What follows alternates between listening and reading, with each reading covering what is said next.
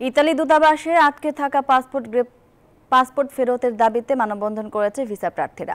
সকালে গুলশানের শাহাবুদ্দিন পার্কের সামনে মানববন্ধনে যোগ দেয় কয়েকশো ভিসা ও পাসপোর্ট প্রত্যাশী।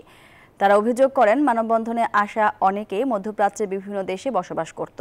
ইতালি যাওয়ার ইচ্ছায় তারা দেশে ফিরেছিল। ইতালি থেকে স্পন্সর ভিসা নিয়ে ভিএফএস গ্লোবালের মাধ্যমে তারা ইতালি দূতাবাস বরাবর পাসপোর্ট জমা দেয়। কিন্তু 1.5 থেকে 2 বছর পার হয়ে গেলেও তারা তাদের পাসপোর্ট ও ভিসা কোনোটাই পাননি। ফলে চরম ভোগান্তিতে পড়েছেন তারা। এনজিওর কিস্তি প্রথমবার বিকাশ পেমেন্ট করলেই 20 টাকা ইনস্ট্যান্ট ক্যাশব্যাক। এম্বাসি পাসপোর্ট জমা করছি, এখনো পর্যন্ত কোনো পাসপোর্ট এখন ডেলিভারি মেসেজ কিছু পাই নাই। বিবেস গ্লোবালে গেলে বলে দূতাবাসে যাইতে, দূতাবাসে গেলে আমাদের ঢুকতে দেন না, বলে বিবেস গ্লোবালে যাও। তারা বলছে যে ভিসা দেবে, প্রতিদিন 100টি ভিসা দেবে, কিন্তু দিতেছে না। গেলে কয় ভিসা দেন, কয়টা প্রসেসিং আছে, আমরা অপেক্ষা থাকেন।